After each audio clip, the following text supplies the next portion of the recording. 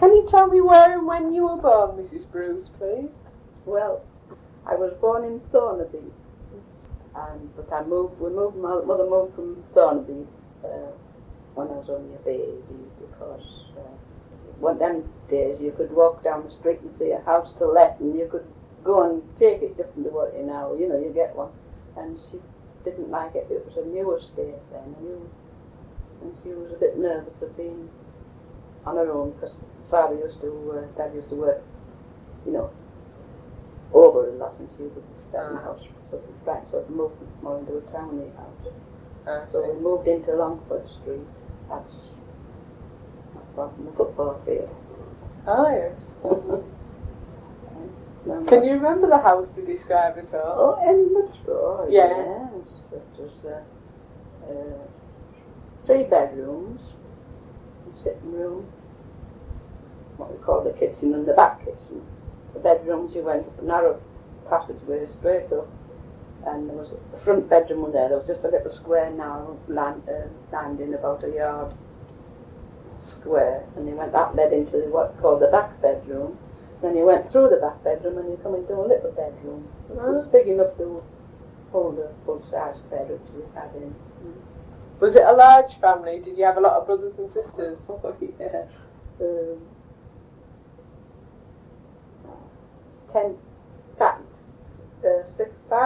5 boys and 5 girls. Some of them were grown up when the others were young, quite a large family.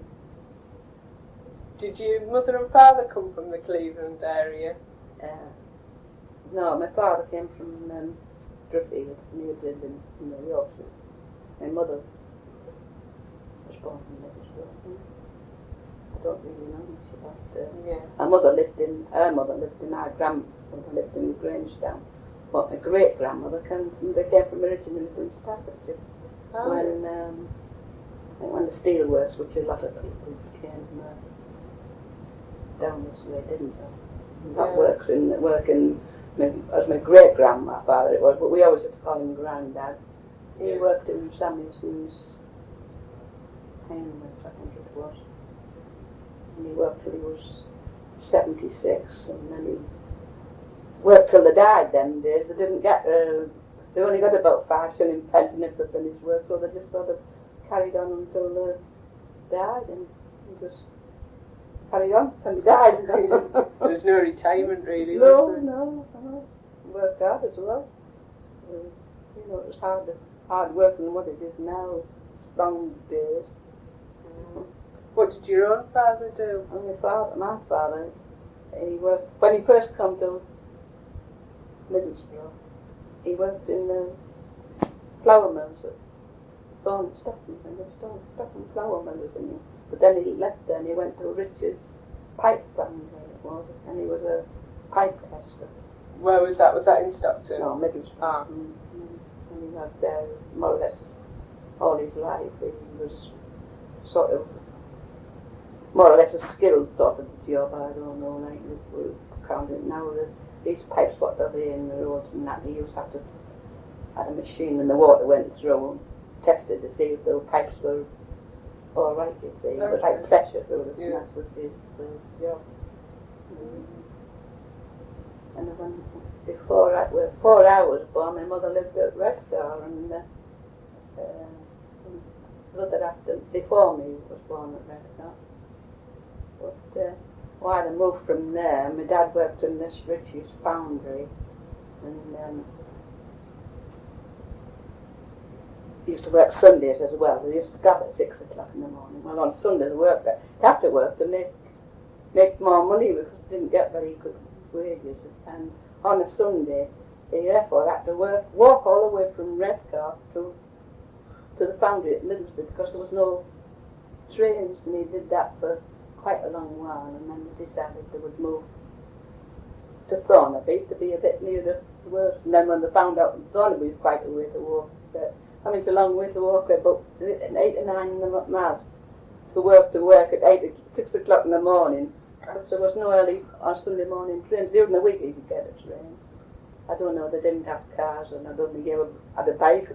My dad, Actually, that's when you do your day's work when you get there as well.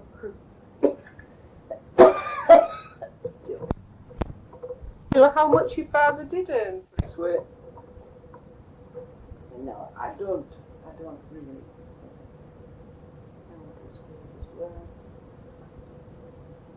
Generally, would you say your parents struggled to make ends meet, or were they reasonably comfortable? Well, it was a struggle because, I mean, you just, if you were on holiday, you didn't, you know, when you had Easter or Christmas or anything like that, they didn't get no pay for it. So, but they still had to take them days off, and then they got a week's holiday, what they call stock and race week.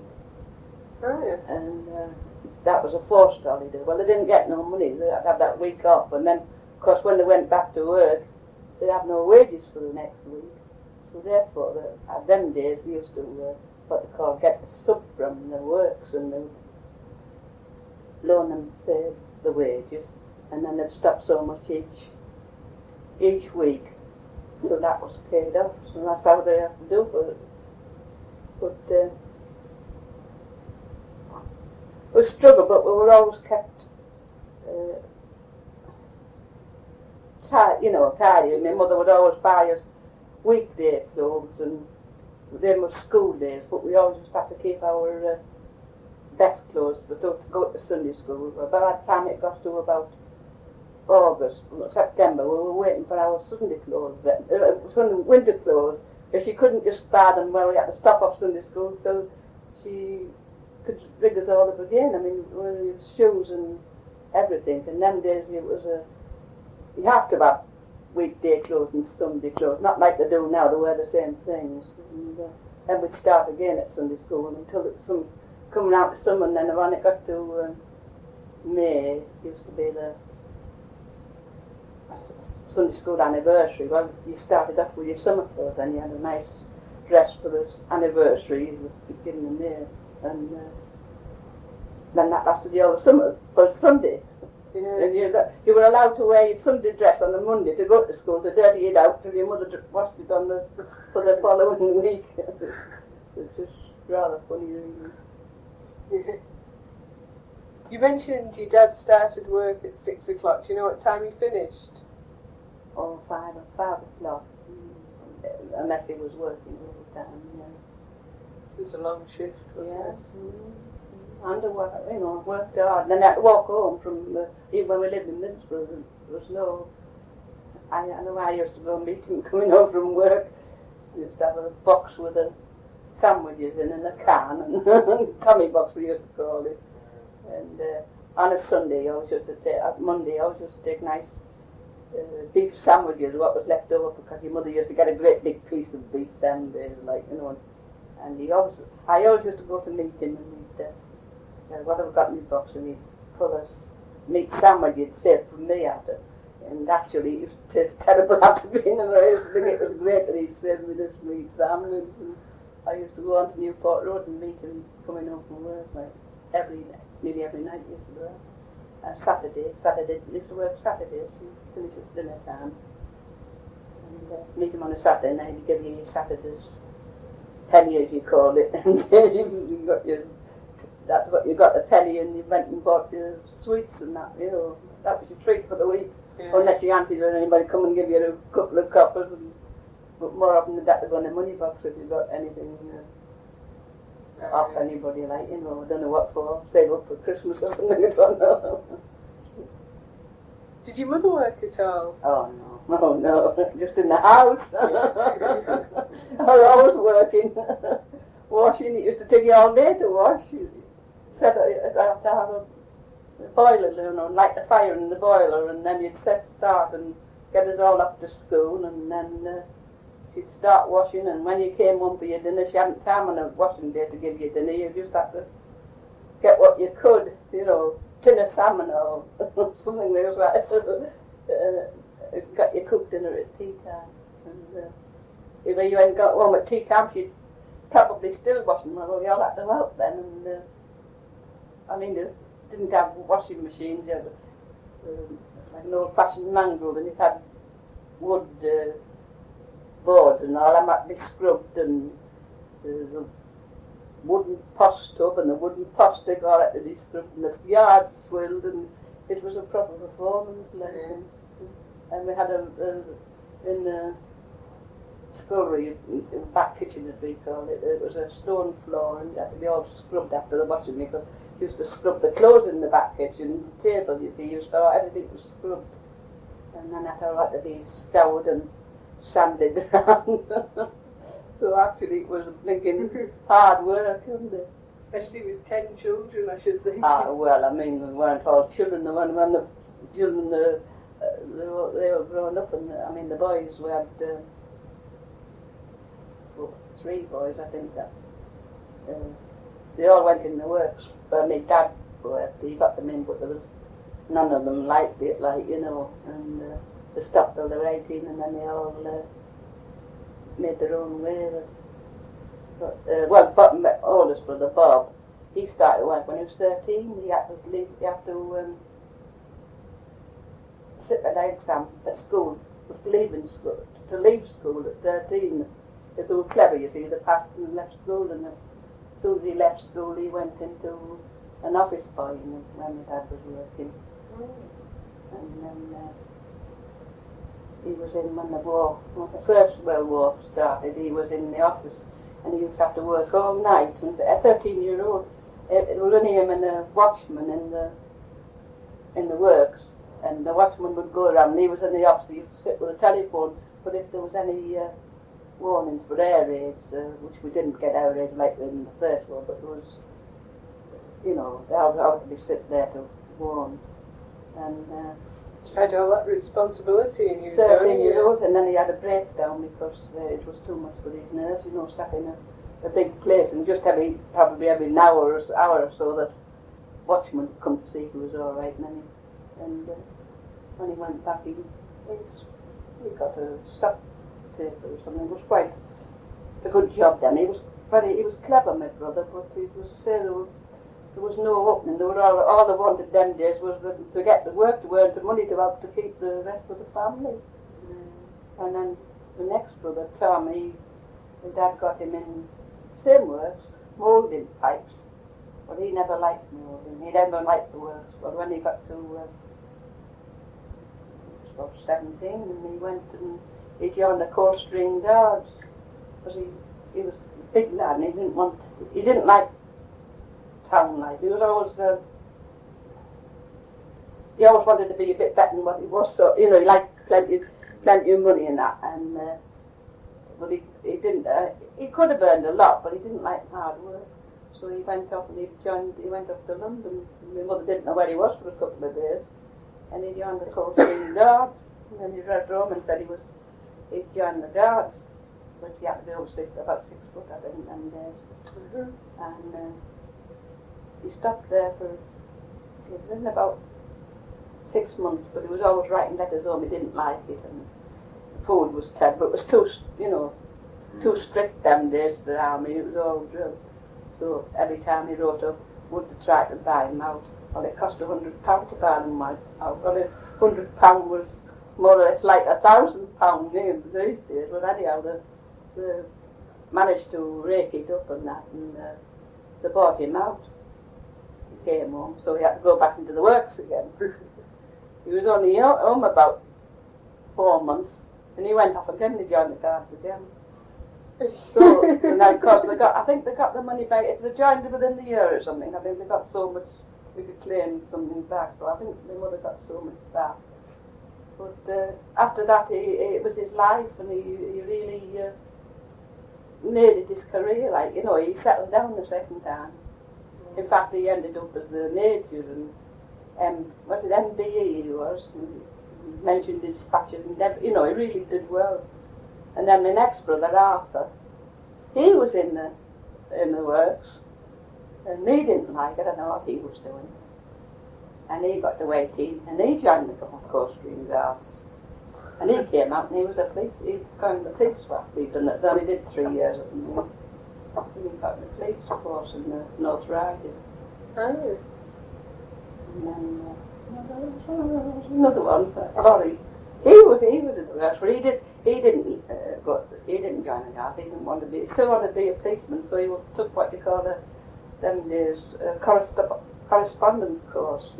You advertised and you had to pay, and they sent you work, and you did your work and sent it back, you know. And you passed the exams, and when he got past the exams, well, he could join the police. So he was in the police as well. Oh, I see. So it's like the Open University now, really. Yes, and we did it by, you know, you had to write it all out, sit and write. It was hard work. You sat every night, like, you know, you did well really to pass it. What about your sisters? Would they go into service when they got old enough, or? No, my oldest sister, I don't. When she left school, she went into, you know, that printer, Jordison's, the printers. There's just been. She went in there as a general, Duxbury. I don't know, you know, but I can't. But I don't think she was there long. But I can't really remember much what she did. And then I was at home helping my mother, because when they had all them boys I did get a job. I got one job in a corner shop, which I thought was great, you know, weighing all the stuff and that. But and I left there, and my mother, I had an aunt who was a cook general in a big house. And she wrote and asked my mother if she would let me go to be called a house parlourmaid or something, but I was only 15 hours. And I went there, but I was only there 3 months. I was homesick. You see, when you belong to a big family, you're all close together, and you get away from them, you're really homesick. So. But I went to school. I went to Hugh school when I was 11. I don't know if you remember that is near the Victoria buildings. I went to Archibald school, but I'm not bragging now, but I was clever. And the teacher had said, well, we lived next door to a teacher, headmistress, and she said I should be really going for teaching, because she thought I was very clever. I was quiet, but I was clever, sort of, you know. And so, but from Archibald school, it was more or less a newish school, and they hadn't got no scholarships granted then for the school. And the headmistress said she would try and get me in Bell School. So I started Bell School, and I went in what you call a junior Cambridge called. You took a 3-year course. There was the ordinary school, but you were sort of separate from that. You went in and you did different subjects and that. But when I got to 14, my mother was having my youngest brother. And my sister said I should be at home helping instead of going to school. And so I got leave, and that was the end of me teaching career. I never got any further with my brains. My only brains kept me working hard at home, because I could do all the blinking things nobody else would do, you know, papering and sewing the machine. There was none of the others would offer to do it, but I was always the dog's body, and I always kept to that, like, you know. But the youngest sister, the one next to me, she worked in the shop. Actually, of the family, I was the brain. Well, my eldest brother was brainy, and I was brainy, but now never got me anywhere. I was actually a bit too shy to do much at all, you know. So that was it. Anything else? Norman.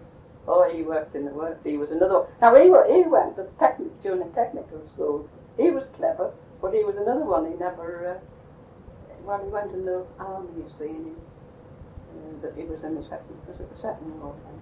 Yeah. But out of the first war, I lived through the first war, you see, in the young days. Can you remember anything else about the first war? Oh,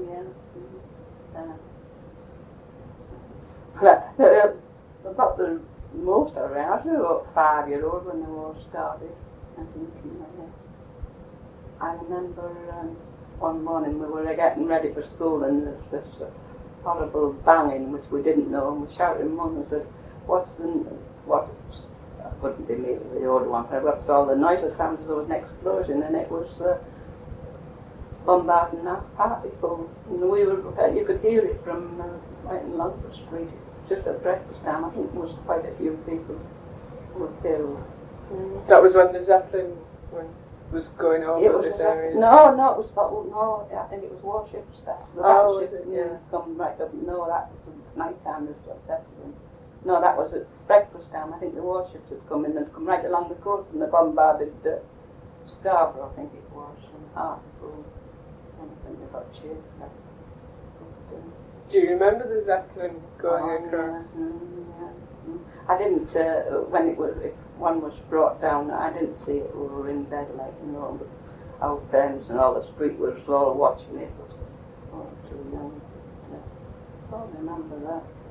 Did anyone you know go away to fight in the war? Not in my actual brothers, well, they were all young, but I had two uncles in the First World War killed. Names are on that thing outside the Senate there, as far as, you know, but you see, my father was too busy working. But I remember the brother a bit older than me, I think he's about 2 years older than me, and we used to, now how old we were only, I was 5, 7, I think he was about 10 and I would be about 8 or probably younger, and he used to take this man's dinner to work, but the man who lived in Clifton Street, and he did this to and probably a shilling a week or something like that, and he used to go on a night time, and when they used to work at nights, and we'd go and get his food for his wife used to make sandwiches or perhaps a pot pudding, you know, and he used to take it up to Jones's Road Mills at night, and I used to go with my brother for company because it was blackout and it was very dark and it was a lonely road right up 40th road to this works, and that's what we used to do for about a shilling a week. But you had to do it, you know, you were glad to do these jobs to help your mother. It wasn't to help yourself, it was to help your mother. Was your mother house proud, would you say? Oh yeah, I was always working in the house, you know, different to what they are now. Took the mats up and the floor was washed and the bedrooms was canvassed and just rugs by the side of the bed, and we were all taken up and washed all the bed canvas and every week. And window fledges and windows and everything. Yeah, well, that's all they did them days. I hadn't had to do anything. My mother never went out, only when she went to any buy us clothes. Like, that was the annual, well, the twice annual outing for the buy us all clothes and shoes and you know. So all they did was work and cook. She was cook. Used to look, you know, have great big dinners every day, sort of thing. Didn't know what they have now. It was all dumplings and soups and pies and baking. Bake every other day. That's what was the trouble with me. I could bake. I used to come home from school and have a big bowl about that high and put it on the floor and need about 1.5 stone of flour at a time to make bread. And that used to be about every other day because the men used to take sandwiches, you see, to work in the boxes and that. Tea cakes and egg and ham pies, and so it was all work. Yeah.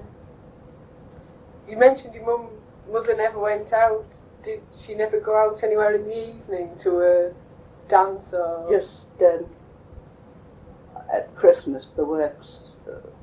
My father was more or less staff sort of thing. You know, he was a bit above the ordinary workman. And they used to have like what they call a staff dance, and she used to go there.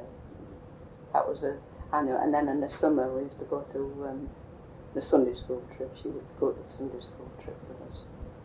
But your mother and father never went to the pictures on a Saturday night, anything like that? No. My father used to go out. He used to go to on a Saturday night. He'd go and play some club he was in. I don't know what it was, and and he would go and listen to the Salvation Army, and then he'd call in the sweet shop and buy some sweets for the weekend. He always used to buy sweets for my mother and so money for us children, like, and that was. And then on a Sunday, he used to get up on a Sunday and do the potatoes and vegetables ready to go on. And then he used to get himself changed in his best clothes, and he used to go out for a walk and go and listen to the Salvation Army again. And then he'd come back home and take all his best clothes off and sit and have his dinner, and then he would have to go off to bed every Sunday. Have to go off to bed for a couple of hours, and then it was tea time. He'd call him up for his tea, and then he used to go get all dressed again in his best clothes and go out for another couple of hours and or an hour or so, and then come in, and then about 9 o'clock he'd supper and off to bed, and that was it. That was the life. That was his day of rest, was it? Yes, he always had a garden, what they call allotment. They used to grow all their own vegetables and sell some of them. And we used to go 2 or 3 houses, we made a little bar, and we used to push them in. My brother used to go with him, like, and sell potatoes and peas to these people, not going round the doors, just people who wanted, friends wanted them. And they used to do that. I was there every night in the garden, like, watching his allotment, and just no thing like there is now for, it was no enjoyment. Like, still they were happy, they were happy in their own way. What sort of things were there for entertainment in those days? Were there plenty of things to go to if you did have the time to go out? Well, the lady next door to my mother, she was, now she used to go to the pictures, what they call the pavilion on Newport Road, and because she couldn't see very well, she used to sit right in the front of the pictures, and it used to be silent pictures, and the woman playing the piano, and she used to go twice a week because they used to change the programme on, beginning of the week and the end of the week. And then she used to go to whist drives. They used to have, she was like playing whist, and she'd go to, used to have a big one in the town hall, a regular one, I don't know who run that. But my mother never went to one. We never had cards in our house. My mother wouldn't have cards. It's a bit sort of straight-laced. My father and mother never played cards. My mother used to go to, what was it she used to go to? The Cooperative Guild. The cooperative stores used to have a guild, and on a Monday night she used to go to the guild meeting. I don't know what it was all about, but then they used to have a concert, and she'd probably sing. She was a nice singer, my mother. And we used to have a lot of entertainment in the house. We had a piano, and we used to have people, friends would come in on a Sunday and play the piano and have a bit of a sing-song, like, but all the not jazz things. It was all classical. It was quite good, really. And then on a Sunday night, Dad used to go out for about an hour, and then he'd come in, and I went and had music lessons, but I never got very far with them because I didn't like practicing. Just to sit in the cold sitting room, and it was starvation because you never had a fire on, only at Christmas time, and I napped off going, and I could play with one hand though, and every Sunday night my dad would say, come on, and that was in the summer, not in the winter, and I used to get on the piano and play what they call the Sankey's hymn book, a great big hymn book, and all the Sankey's songs. I should know them, every one of them, from beginning to end. It was a great big book, and I played them all with one hand, and we always used to sing. My elder sister could play the piano, and now Bob could play the piano. He played by ear, though. I could just manage with the hymns with just one hand and just bang on the other. Used to sit there for about an hour. It used to be great, really, singing all these. I think that was all you got was religion nowadays. We had to go to Sunday school twice on a Sunday, and then on a Sunday night we could go out, but we had to sort of we hadn't to roam around the streets. And brother now used to, I think brother a bit older than me, I think we've been in every church in the town, Methodist church and Salvation Army. We used to follow them every week. We'd say, where shall we go this week? We'd go to a different one. And then, of course, on the Monday night, you went to Band of Hope, which was another, belonged to the church. It was, I don't know what to call it, Band of Hope. They used to have magic, what they call it, lantern slides. And the man used to be reading out what it was. And, more or less it would be temptance, you know. This man come home from work, come home and he'd been drinking, and he'd come home and was knocking his wife about, and then he suddenly saw the light and he gave it up and he joined the temperance.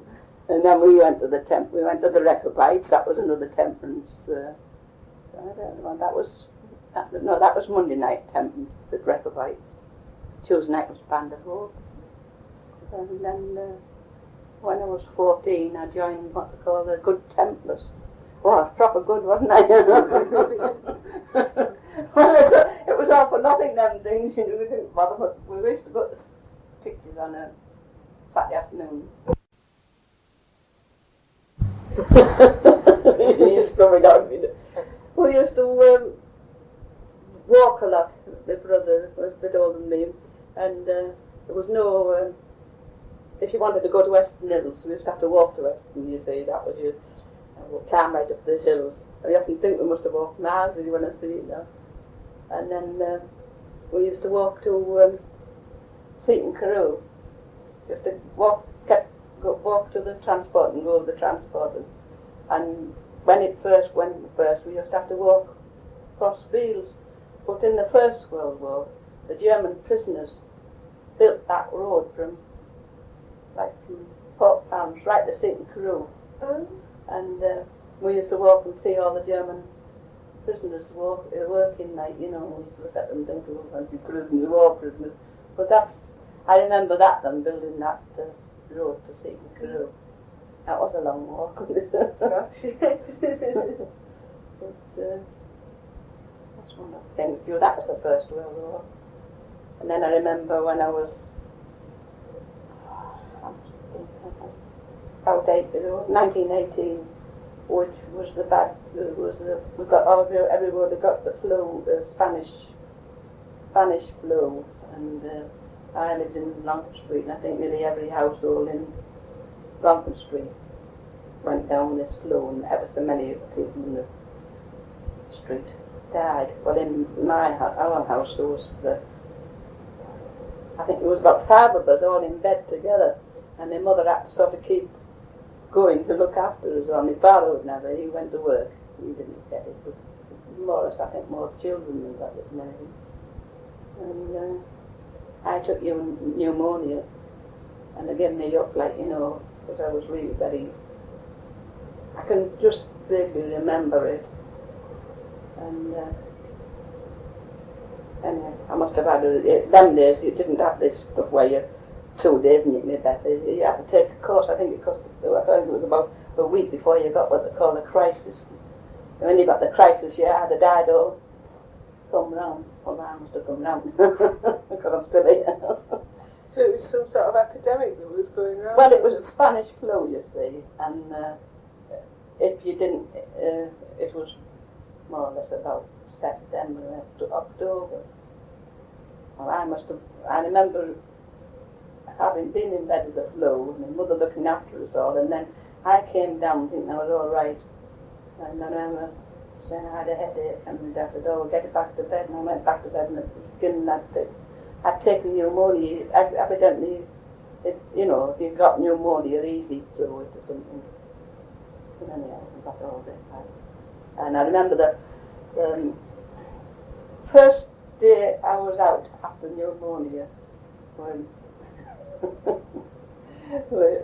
mother said we'll go out for a walk, and it was a very sharp, cold, frosty day, and it was November the 11th, and we walked through Albert Park, and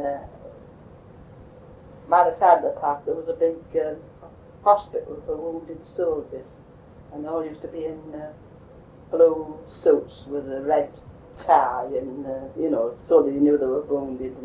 And we walked through the park, and the buzzers started, and I was a bit frightened. I wasn't really better, and so I remember somebody saying to me, "It's all right, honey. It's the war finished. And it was bells and the buzzers, and it was November the 11th, and it was the Armistice, and the soldiers were all going mad with joy, like, you know, and that was the first day I'd been out after the blow. And I remember that as clear as couldn't be, like, you know, walking through the park, and then of course they all had parties and that in the street. That was what wasn't actually the peace, it was Armistice they called it. The peace wasn't until in June, the next, I think it was May or June, when they had peace celebrations, and all the streets had parties in the streets, and that were all the children, you know, and the racing. And we had, where I lived, they hired St Cuthbert's Hall, and we had our party in St Cuthbert's Hall. And, who was it? I think it was Trevelyan Thompson was the MP for Middlesbrough. He came and all that singing. While the war was on, was there a great feeling of patriotism, or did quite a few people think it was all a bit of a waste of time, do you think? I think everybody went, they volunteered, didn't they? The men, I mean, the volunteers sometimes when they weren't old enough to go. I met my husband's brother, he was in the war. My husband wasn't quite old enough, and his dad wouldn't let him join. That to be, I think it was 18 that he could join, but they had to be 18 or something to, you know, before that they didn't get the parents' consent. So he never went in the war. My husband's brother, he went through it. He was buried in the trench. Trench fell in and was buried in the trench, but then got out. He was always a bit deaf after that. It really affected his head. I don't know. I don't remember much about it. I don't know, at school we had, we just went on the afternoon. Of course the soldiers was in some of the soldiers were in some of the schools. They took so many of the schools over for the soldiers. And them schools had to come half to, I think it was Newport School, come to Archibald School. Went half day, and then the other school had the other half day, and that went on for a long while. Like, you know, you just working, so going half time.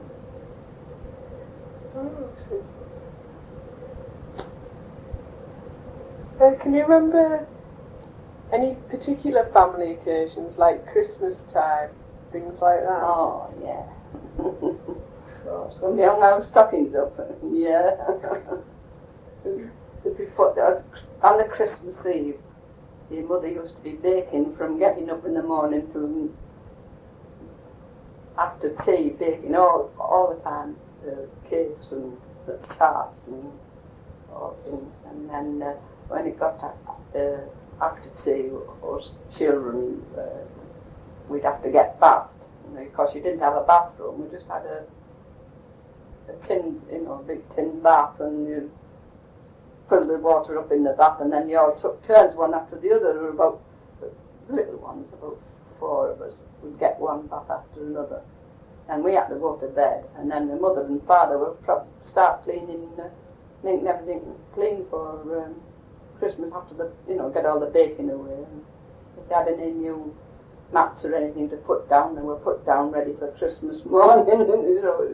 Everything was left till the last, and then we hung our stockings up, and we would be busy filling the stockings. And we'd get up about 4 o'clock. My brother used to say, "Let's go down and see what we've got in our stockings," and we'd creep down and light the gas with no electric, and get the gas lit, and we're looking in our stockings, and the mother would hear us and come down and, "What are you doing? Oh, come on, get back to bed." And we'd have half of our stuff out of our stockings before she comes down. You always got the same things. You got a apple and an orange and few sweets and a little sugar pig or sugar mouse or something. Always the same things you got. The penny in the bottom, and then you've got a present. You didn't get a lot of presents. Well, we didn't, because we couldn't afford. You'd be one main present, which you'd go in a Christmas tree, I suppose, to buy for us. And then we all have our breakfast, which was a proper performance, because we used to have good breakfast them days. You'd have bacon and eggs and sausage and a bit of black pudding, and it was a proper feast of breakfast. That was all cleared away and washed up, and then the start on the dinner, and a great big piece of pork. He didn't have, we didn't have fowl. I remember the first time we ever got a goose. Father's relation came down the south, had a poultry farm, and sent us this goose, and I don't know whether my mother knew how to cook it or what, but it was as tough as anything, and that's the finish we'd always have. We used to get a great big leg of pork, which would cost the earth now, proper leg, and all the trimmings and lovely stuffing you used to make, and then great big Christmas pudding, and we always just have sixpences in, and all had a bit of that, but you didn't have no wine or anything like that. Them days it was your dinner and pudding, and then you were that full you couldn't move. all the rich stuff there, And all your breakfast as well. I know, and then it would start again about 4:30 with the tea, and if you had any friends come in, we had a big family. We were all open house for everybody, If you had your friend could come to tea, and they all came, and Mother and Father never used to bother. It didn't matter who come, they would all be made welcome, and it'd start all over again, but it was a proper tea, fancy cakes and jelly and fruit, custard and all gooey stuff that you wouldn't eat nowadays. And then about 9 o'clock at night, supper again, and then the table was all set for supper again, it wasn't just on a coffee day. We didn't have coffee day, it was a big table all set again, and out the pork would come, and cold pork, and any fry up, if there were any more fry up, and this was about 9 o'clock after all day, eating like that. And in the meantime eating all sweets and chocolates and fruit and everything. He did nothing else but eat all the time, really. I don't know what my mother did, but we did. And then probably we would be chased off to bed, and then they would have friends come in, and we'd be playing the piano and singing, and then we'd be listening in bed, We could be down, but we had to stop in bed while they were enjoying it then. And it would go on all night, Didn't just finish about 10:30. We'd be having the supper and singing all night. And then they'd have to walk home in the dark. What about New Year's Eve? Was that a special occasion? Oh, yeah. And let the lucky bird in. And what's let the lucky bird in? Oh, don't you know? Is it the same as first footing? Yes, but you had your supper. We'd have our supper about 10 o'clock. And my father always liked his supper. He wouldn't go to bed, just with a sandwich like they do now. He always had to have a supper, and then wait till 12 o'clock, and just before 12 he would put his clothes on and go into the street, and there'd be all the men all of the street all walking up and down, and then the buzzers would blow, and the church bells, you'd hear them, and then they'd stop, they'd knock on the door, and open the door and let them in, and that was letting the lucky bird in. Happy New Year to everybody. And they had a cake, a Christmas cake, which was already been cut at Christmas, but you saved it in a drop of wine and some silver, shilling or half-crown in the waters, and that was letting the lucky bird in, it was called it. We used to knock on the door, the old year out, the new year in, please can I let the lucky bird in? Come in. You knew who the lucky bird was, it was your father. But it was it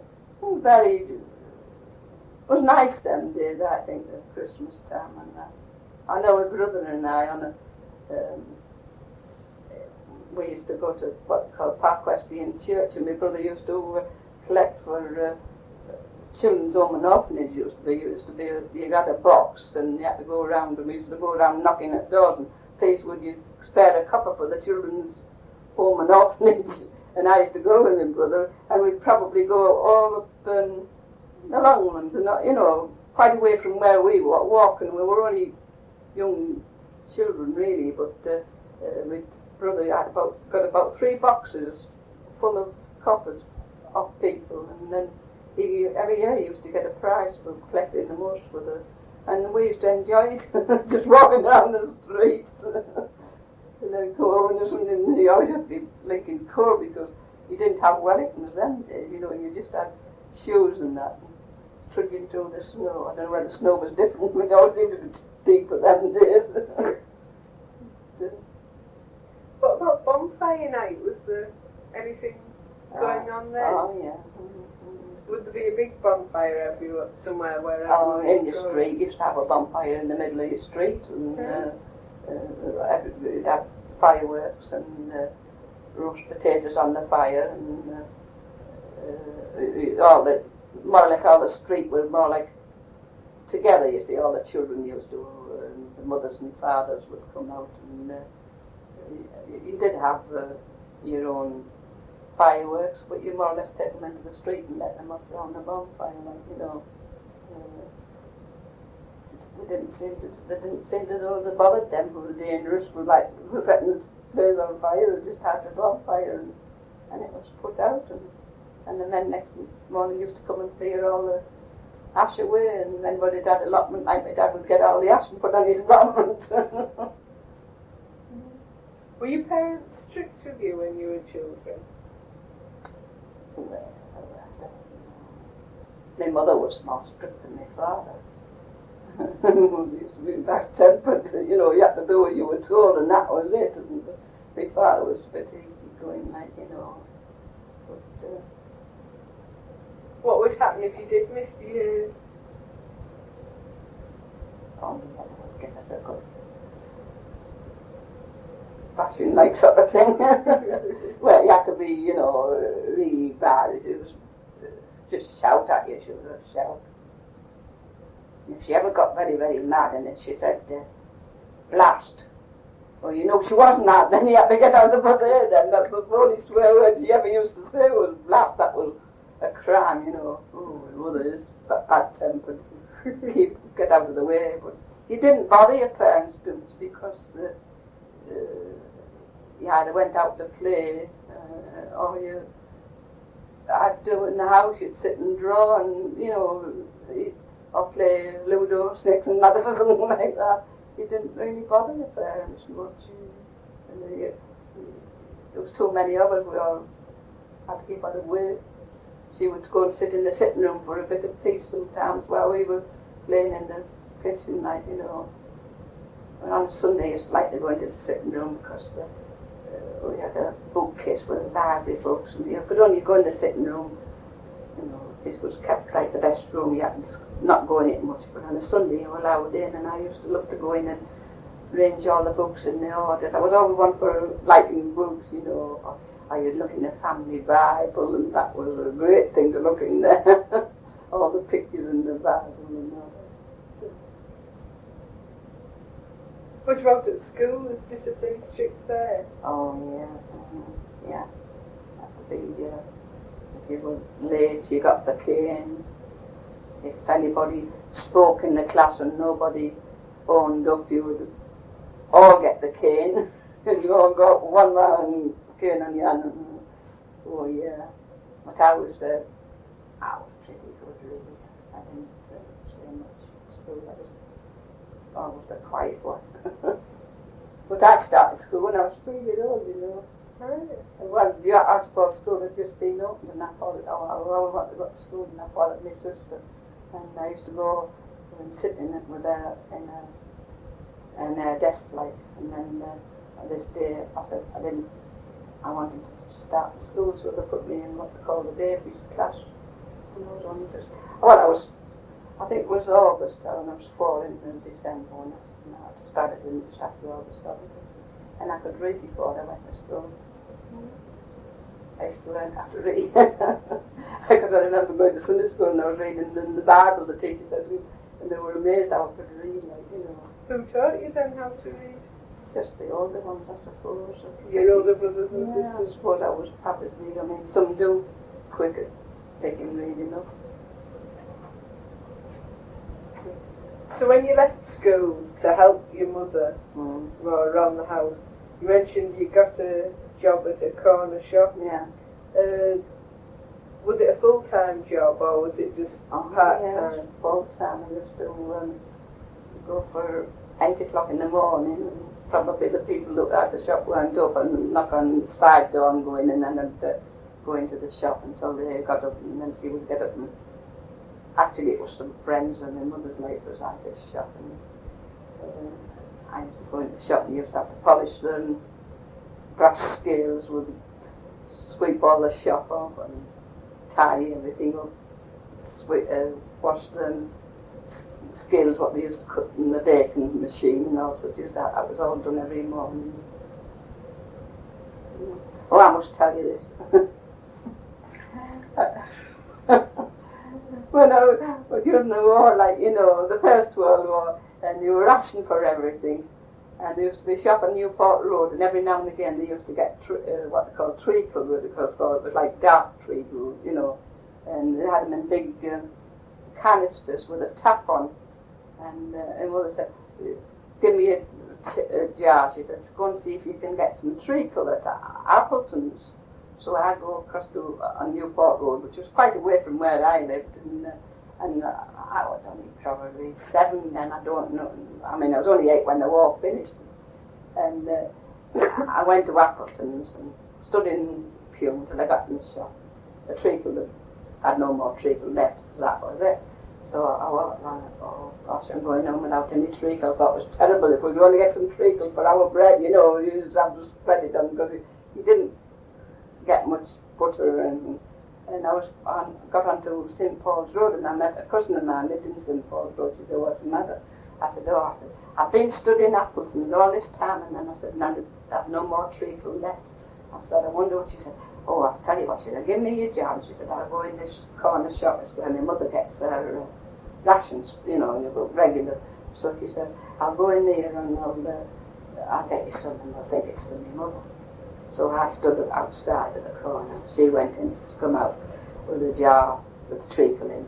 But the man that belonged to the shop followed it out and saw her giving it to me, and he had to go back, and he emptied all the, I don't know, it was a tin or a jar, he emptied it all out, and he said, no, don't do that anymore. He shouted today, he said, your mother's already had her rations, and don't do that for anybody else. You weren't actually a ration book for it, but you know, customer. And I had this tin, and I remember I took it home, and I said, I said, no, I said I couldn't get in, and I daren't tell her about this, get at this corner shop. I don't know whether she'd say, well, we should have run home or what, like, I daren't tell.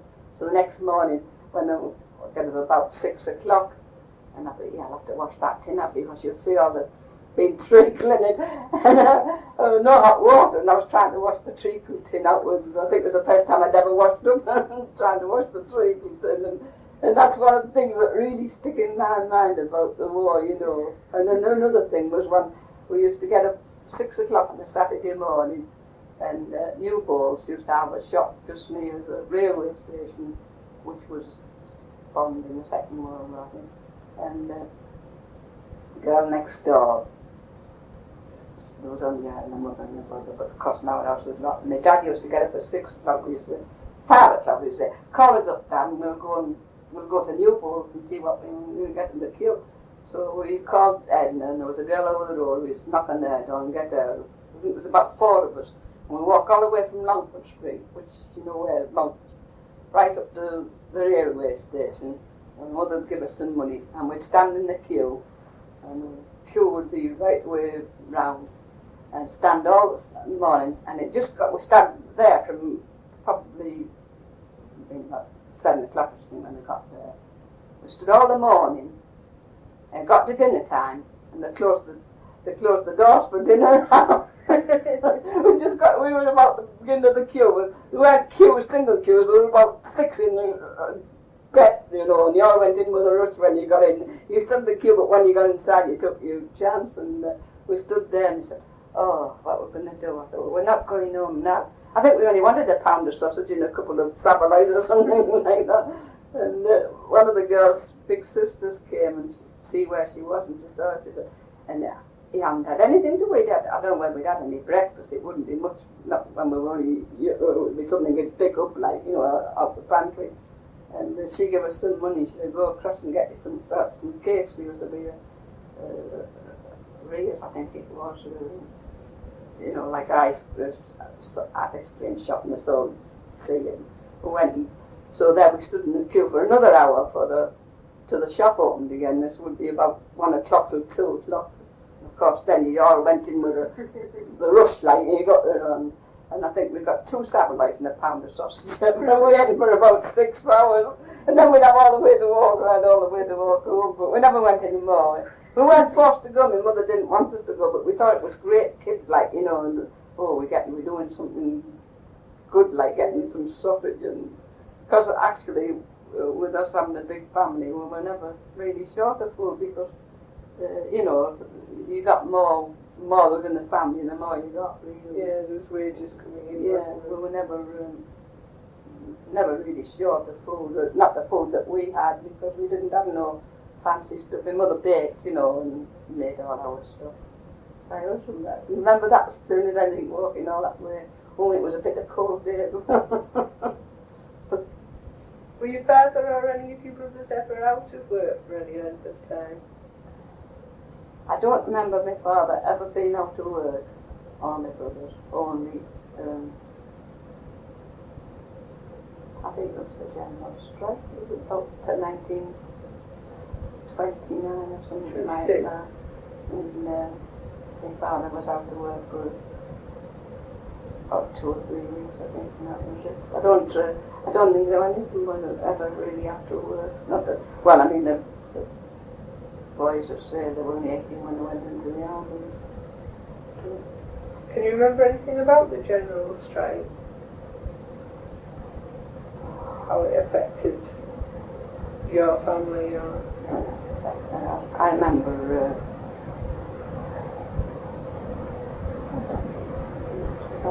strike. What about the Depression? The Depression was a little bit later.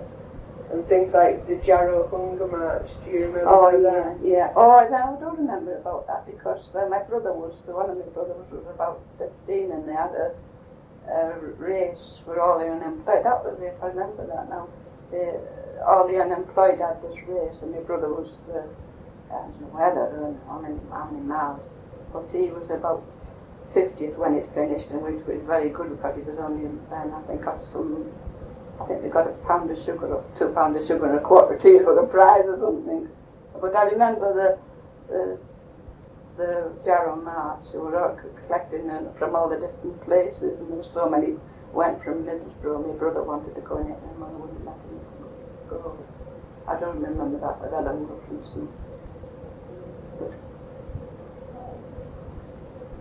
Didn't affect us much, really, I don't think.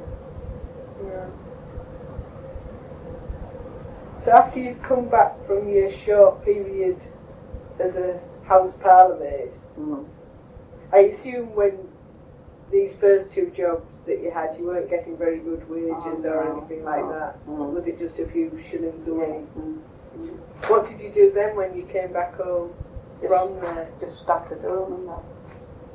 Baking and so just at home, like, you know, have to look after the house. And so how old were you when you got married? 20. And how had you first met your husband? Church, chapel and social. Had you known him quite a while before you got married? What sort of things would you do when you were courting? Go to the pictures. We go to the church socials and just go in each other's houses and go for a walk, and I'll tell you all that we did.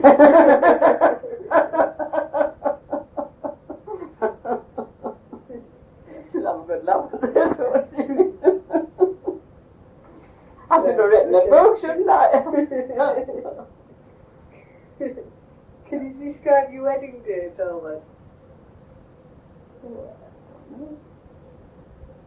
It's a while ago. I remember getting married, going to St Barnabas Church. And that's it. We didn't. Can you remember your wedding dress? Oh yeah. It was, I made it myself. I don't know. I can't remember. I remember making a dress, and I had a coat and. Did you go away on a honeymoon after it? No. Where did you move to once you'd married? I went to live with my husband's father because he was on his own and his daughter, and we sort of lived in the rooms, and then we got left there and my brother got married and got a house Acton Street, and it was quite the biggest rent, so we sort of shared the house between the two of us. And then we were quite there quite a while, but we didn't sort of hit it off too well, and so we went into rooms up for Grove Hill and lived in the sitting room, in the bedroom. I think we were there for about 2 years, and then we got to, I don't know, then we got a council house. Up to Whinney Banks. So was there quite a housing shortage at that particular time then, when you were living everybody in sort rooms? of lived in, you didn't get a house, everybody sort of lived in rooms. There was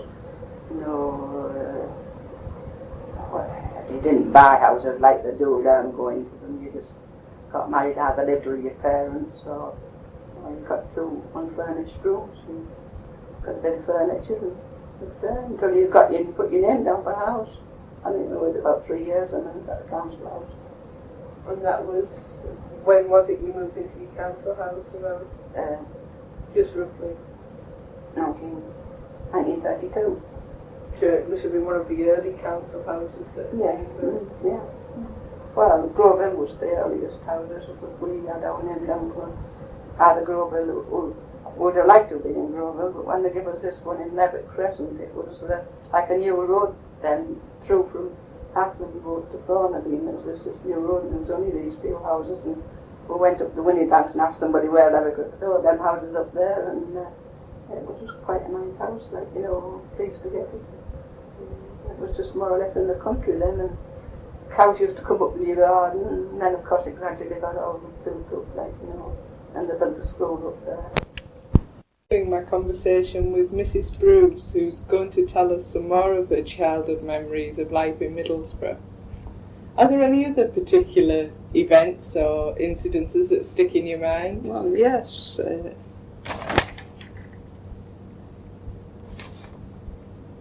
I remember we just lived sort of near the Workhouse, where the football field, as St Barnabas Road, the Workhouse then, it's actually the General Hospital now.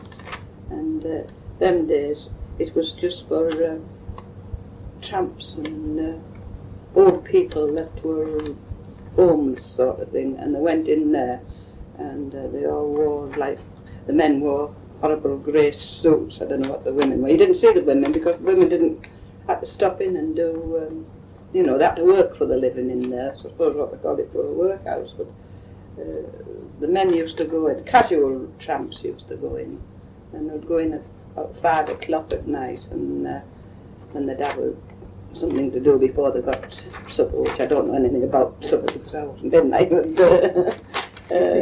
then they would. I think they sort of all slept in dormitory fares, and when they got up the next morning, they had to do so much work before they would go out for the day. The men used to have to, chop wood and sweep the paths and all such as that. I don't think the women went in casual. I think they were in all the time. They may have been, I don't know. And they were mainly old people, the women, were they? Oh, the women.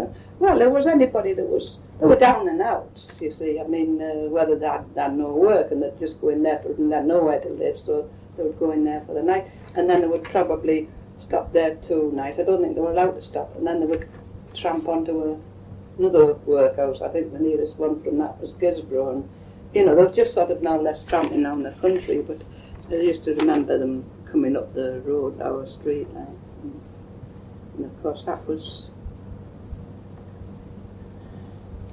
So can you remember anything about other institutions, about the asylum or anything like that? The asylum, because that was where the mad people used to go, and they used to take them in, because I think people them days used to go crackers, on the do now sort of thing. I don't know what it was, the stress of life or what, or where they were brought up or something, but quite a few people. There used to be a lady lived in the same street as what I did, and she probably every 2 or 3 months used to go mad and want to throw everybody down the stairs, and then all of a sudden you'd see this black cab come up to the door and they'd get out and they'd pull her in and she'd be screaming, and then she would go up to the asylum for 2 or 3 weeks, and then she would come home again, and this used to go on about every 3 months, and of course the children used to stand and, gape at her, wondering what it was all about. Where was the asylum in those days? It was actually where the South Tees Hospital, the beginning of it, there's a row of cottages, and but it was just one part where there's a clock. I think there's a clock still there. Oh, St Luke's Hospital. Yeah, it was St Luke's, but we didn't call it St Luke's, and it was just the asylum, and it always had a great big iron fence all around, so they couldn't get out, and it was a proper eerie-looking place to us kids used to stand and, oh gosh, what's living in there, sort of thing. And then this man that used to live in the same street, I think he was a bit mad anyhow, but he was drunk mad sort of thing, He used to go out on mostly Friday nights and Saturday nights. He used to go out and go to the pub, I suppose, and stop there all night, and by the time he was finished drinking, he would be absolutely helpless, he couldn't walk, absolutely mortal drunk. And the pub, I don't know what pub it was really, but I think they had this handcart outside and a wheelbarrow, and if anybody couldn't walk, other men would put him in the wheelbarrow or the handcart if the wheelbarrow was out with somebody else, and wheel him home, sooner than keep him away out of the police hands, because if the police got him while he was being locked up for the night, and I think the policemen, to tell the truth, would probably sooner take him home, because with that many drunk, the cells would be full. And I used to remember him, and used to bring him home, and as soon as they got the door, they used to tip it off and stagger in the house, and that was it until the next weekend, and it had all happened again, So it was a service that the pub provided. Yeah, well, I think it was actually, but it was, it's just that sort of thing that I can remember. Yeah. And, this reformatory school, it used to be on Atlam Road, where the Burlam Road School is now. I used to call it Atlam Road then. And the boys that got into trouble, stealing or didn't go to school, well, they used to get into trouble, and they still wouldn't go to school. They used to take them into the reformatory school, and I think they were very strict in them there. And you went in there, it was, he's in the bad lad, he's in the reformatory school. They used to wear grey suits with short jacks and a little round pork pie hat, so everybody knew they were reformatory boys. They used to march up the street on a Sunday morning, just like soldiers. Oh, it's very regimented, was it? Yes, and go to church. I think it was St Paul's Church that I used to go to us, and that would be the nearest. I don't know.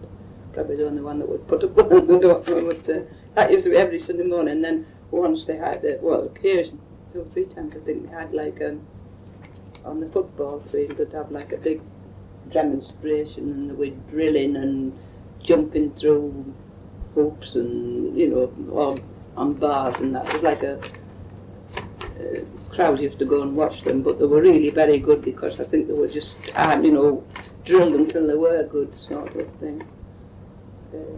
I remember going to one. I must have been very young when I went and saw them, because I always had a soft spot in me, and I always used to feel sorry for boys that are locked up. I mean, they probably needed to be locked up, but it always used to upset me a bit. Yeah. And then,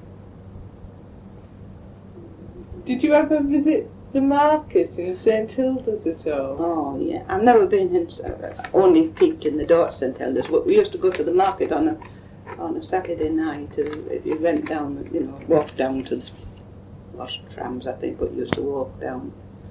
And as soon as you got over the railway crossing just a little bit further up, and it used to start, and there was all the stalls, and they didn't have electric light. They had all like flare lights, kind of paraffin lights, you know, flare, and in winter it used to be quite nice. So all these flare lights, and there'd be all sorts of stalls.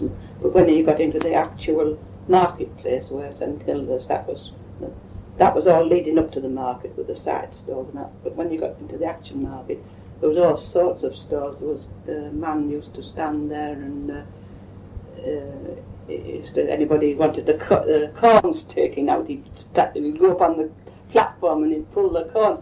And some, if they had teeth, they wanted the teeth bringing out, he'd come and bring them on the chair and he'd sit on the chair. I don't think he had no chloroform, I just think he used to pull them out with pliers. But of course, it was mostly tough men that would go up night and sit there, and he'd pull the teeth out, and oh, it was terrible, really. And then everyone else used to watch? Oh yeah, the crowds around watching, thinking they were brave for going up, you know. And then there was another one. He used to, I used to say, he had tapeworms inside you, and he'd have a big jar with a big tapeworm in it, so quite a big thing, coiled round and round the jar, and he said he would get rid of tapeworms for you, but I never saw anybody actually, I don't know what he did, like, but everything was like, you know, for sure, it was quite good, really. And then another man would be, I think it was about the first and he's still, and go Rubens or something, used to have this watch stall, and he'd sell watches very cheap, and I remember, this was years after though, when we went once in the market, when I was married then, and we went to the market, and our dad used to, used to love standing round these stalls, and this chap was selling these watches. Lovely watch, 2 shilling, I think it was 2 shilling in them days. Well, 2 shilling was a terrible lot of money, and I used to be pulling him, come on, and he said, oh, and he bought a watch. So we went, when we went away, he didn't like to open it while he was there, which was daft, really should have done, and walked away. And when we opened the watch, there was nothing inside, it was just the case. And of course it was too late then to go back them to the stall. And you know, it was daft for doing it, but it learnt him a lesson. But there'd be quite a few con men and people there. Oh, there mostly were, like, you know, but it was good, you know, everything was, cost for us children perhaps, but that was our enjoyment going.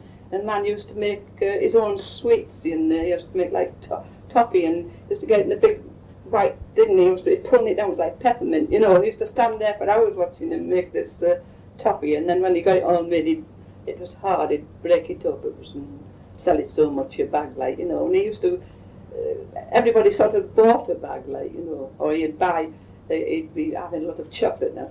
Bar of this and a bar of that and a bar of that, all the lot for 1 shilling, like, and think, oh yeah, no. But you know, you don't get anything excitement, anything like that now. It was when it got late into the night, would all the goods be sold off cheaper, all the perishable goods, or? I don't know about that. It went on till about, I think it was about 10 o'clock, like, and then stopped. And of course there was a covered in market as well, where you bought fruit and vegetables and that, sweets. But then there was roundabouts for children, you know, they had roundabouts, they had that big Lusitania, and it was really more like a fair every Saturday night, and it was just a thing that people did, would go to the market, like, you know, all go in flocks, really. I mean, what's the Lusitania? Oh, have you ever seen that? 2 great big, like great big boats on with seats at each end, and one went right away up, and when one was going up, the other was coming down, and you were almost like that when you got to the top. You thought you're falling out, and then there was another one going. When one was going up, the other was sort of going down, like there's 2 just sort of together. But I only once went in it, and when you got to the top, you were sliding down, and there was people on the vomit. You know, it was really. I didn't like it at all. Was there any accidents you can remember with that? I don't remember any accidents. And then there was the the Morley's Motors used to call them. There were motor cars on a thing, you know, and an organ was playing, all the tunes, like tin organ, well, what do we call them, steam organs or something. No, I think the man had to turn the handle, I don't know. But, and then there was the jumping horses, I know you'll have seen them, but it was quite good. Oh, and there'd be one of these things, but then the strength knocked the ball, and the ball went to the top, and when it went bang at the top, he was strong. It was sort of every night, every Saturday night there was... so it's sort of like a weekly fair, It was really, and the market into it, like, you know, and it used to be proper family outing, really. People used to walk with the babies in the prams or pushchairs, whatever they had, and we made it a proper Saturday night out. I think you were mentioning earlier something about the Lascars. Oh, yes. Well, they were, see, the market wasn't too far from the docks, and they used to come in on these ships. I think they were more the servants on, you know, merchant navy, but they were like, I don't know what, they did all the dirty jobs, and they used to come into the market, and they always used to just have like sandals and loose trousers and loose coat, and they always used to never walk together, all walked behind one and slopped down on these sandals. I don't think the sandals, you know, stuck in their feet and that, and they used to be in the market every Saturday night, and we used to be a bit frightened of them, like, you know, I don't think they would do you any harm, but just because of the strange, a bit scary. Yeah.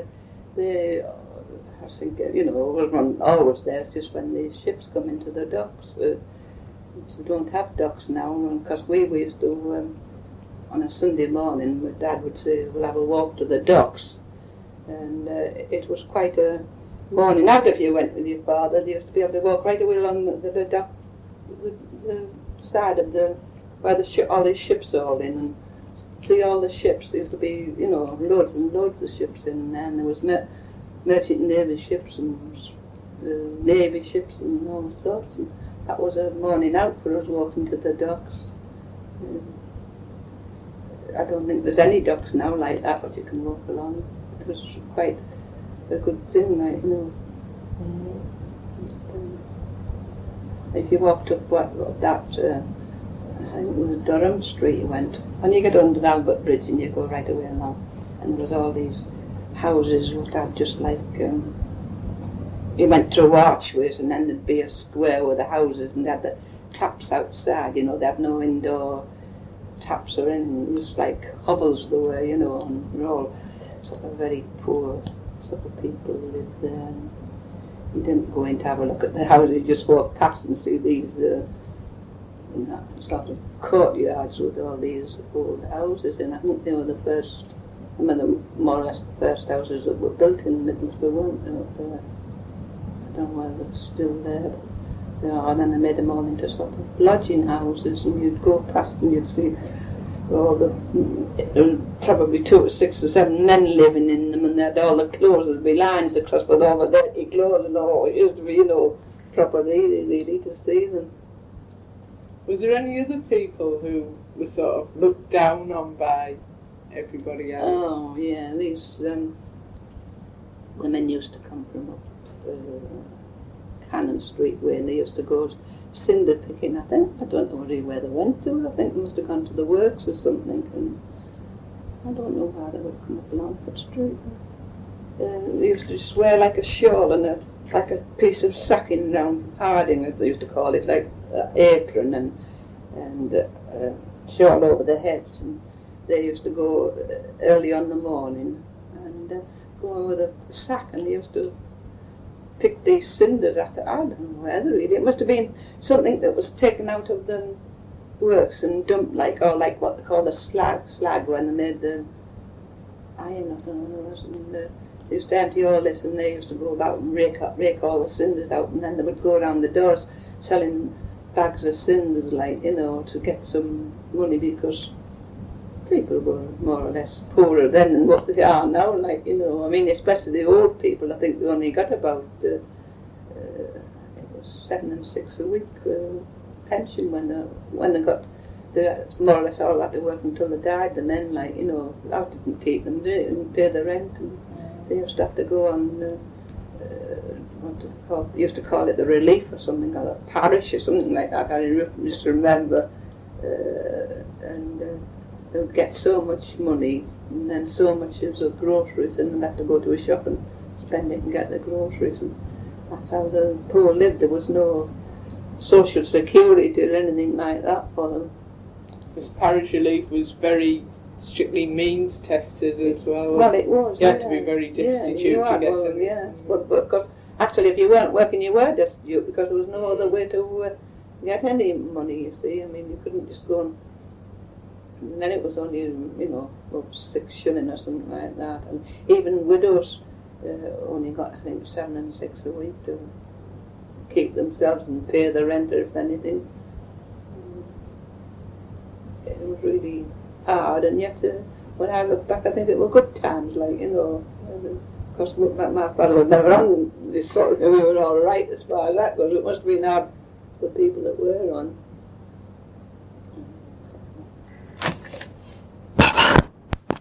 And in the First World War, I remember sort of everybody didn't buy bread them days. Everybody sort of done their own baking. Well, you could get ration for flour. You got your flour and that, but you didn't have enough. Everybody had sort of side ovens, you know, and the fireplace with coal, and you didn't have enough coal to get your ovens hot.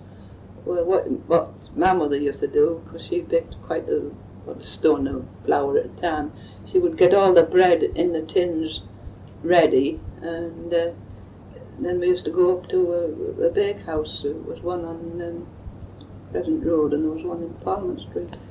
And you'd take your bread, and the man would put it in these big ovens and bake it for you, and then you went at dinner time and collected it, and probably women round about that have no children would take theirs as well, so we'd have quite a batch. So my father had made us like a barrow to put them in, and wheels of bread home and that, like, you know. And, not every time they baked, it was just if that. My mother used to have to bake quite a lot, with being a lot of them, and she didn't have enough fuel to get the ovens out all the time. So you just paid the bakehouse? You had to pay the bakehouse. I don't know what you paid, I can't remember now. Just for the cost of heat? Yeah. Really?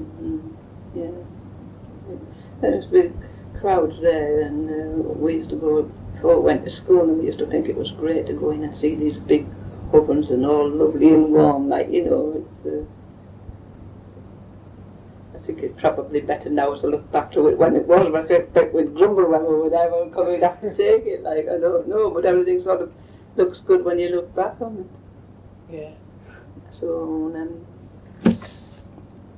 oh yeah, no, that was, I remember, I think it would be 1924 or 5 or something like that, and there was going to be this total eclipse of the sun, and of course it had been in, I think it was only once in a lifetime that ever happens, I don't know, and everybody was going to go out into the fields to see if they can see it, like, you know, especially the young ones. It was a time to, it's all right, we can get out, like, and we used to go about 4 o'clock in the morning. We all gathered together, a lot of us, we'd come to cheers, and we were all pals, like, and we walked up to the Whinney Banks, and when we got to the Whinney Banks, there was crowds of people, because it was just like big fields, and there was nothing in the way. If you could see the sun, you would see it. Well, I think the sun rose supposed to be rising about 5 o'clock. I don't know. It was summer, you know, it must have been summertime to rise, and it was quite eerie, really, because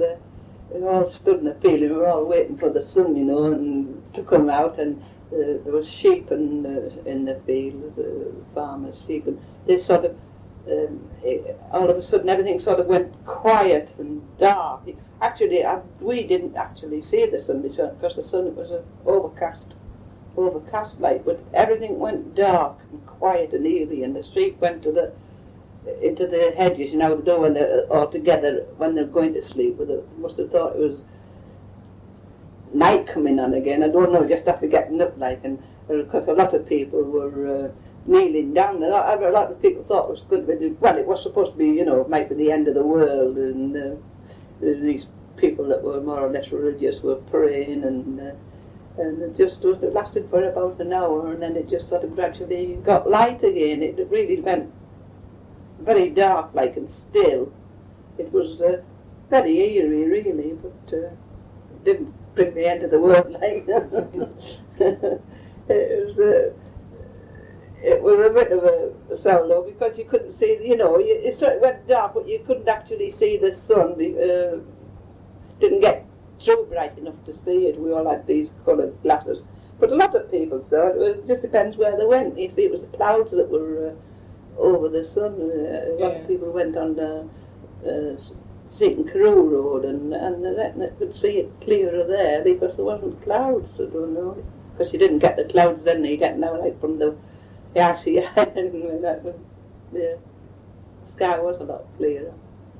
But it was quite good. I don't think there's ever been much since.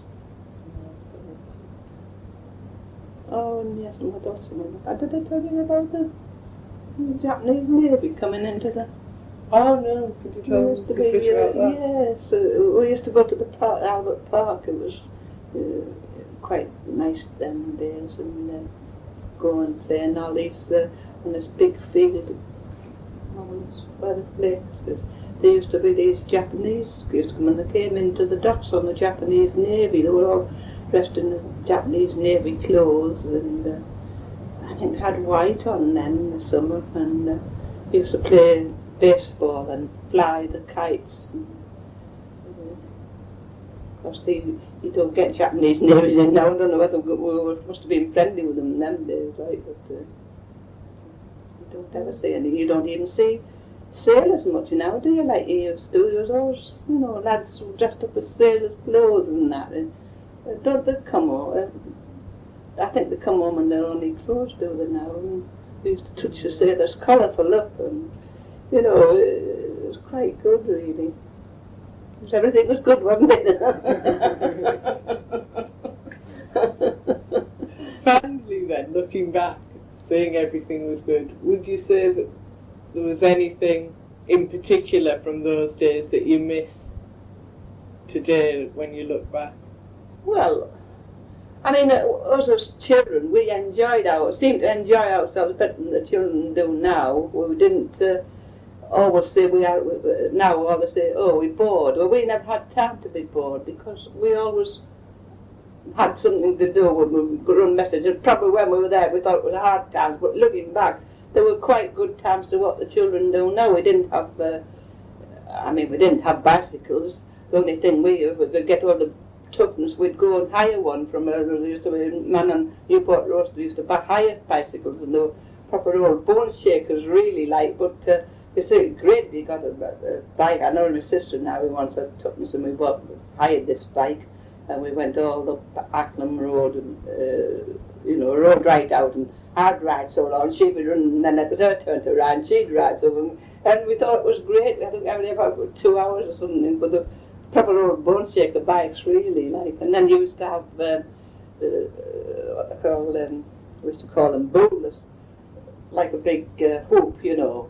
And the lads used to have like a steel one. The fathers used to make them, I think, at the works, and they had a hook on, and the hook stopped on, and they run for miles with these hoops, and the girls would have a wooden one and hit it with a stick and keep it going, and you'd run right out into the country lanes with your bowler and your hoop, and there was different. And then you had whips and tops. You used to go up the streets and whip your top and up one side, and then try and get it across the road, and then bring it back up the other side, and you would play with that for hours, really.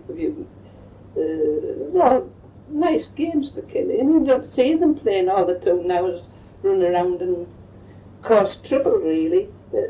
We never... It was more children, I think. Well, of course, people lived in streets, and they were all more or less more neighbourly than what now. When the kids used to come out, no, you come in now, come and call you, and we really used to have a good time. But of course, we weren't stopped up so long as what they do now. About 7 o'clock, we'd have to go in and start getting ready for bed, so we did as much as we can in the 2 hours before we went to bed, like, you know.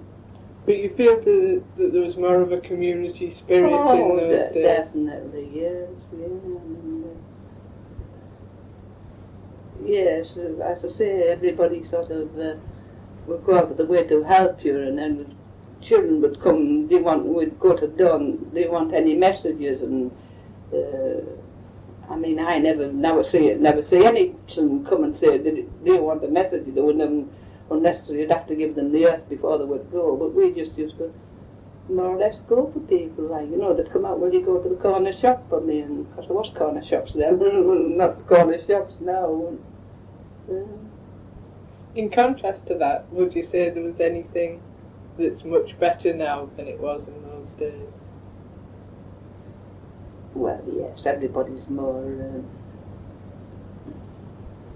prosperous now, haven't they? I mean, they've got nicer homes as far as worldly goods, you know. You've got televisions and telephones. I mean, there was never anything thought of like that. You were lucky we had a piano, which was, you were, you know, if you had a piano, you were one of the elite. But they definitely have more, and they have more money to spend. I mean, the kids get everything they want. We never got everything we wanted because we didn't say we wanted anything.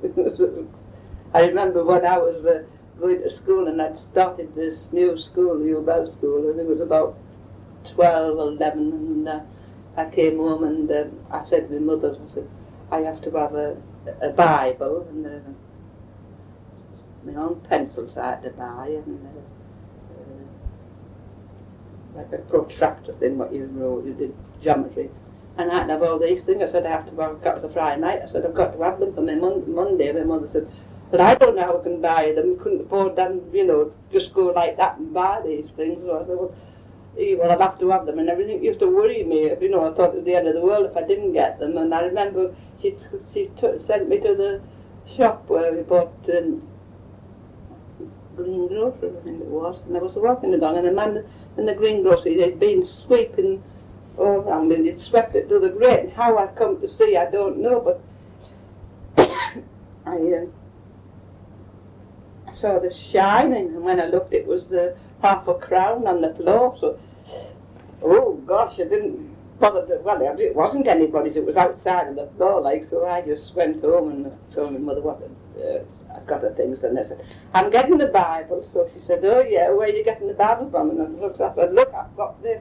She said, where did you get that from? I said, I found it.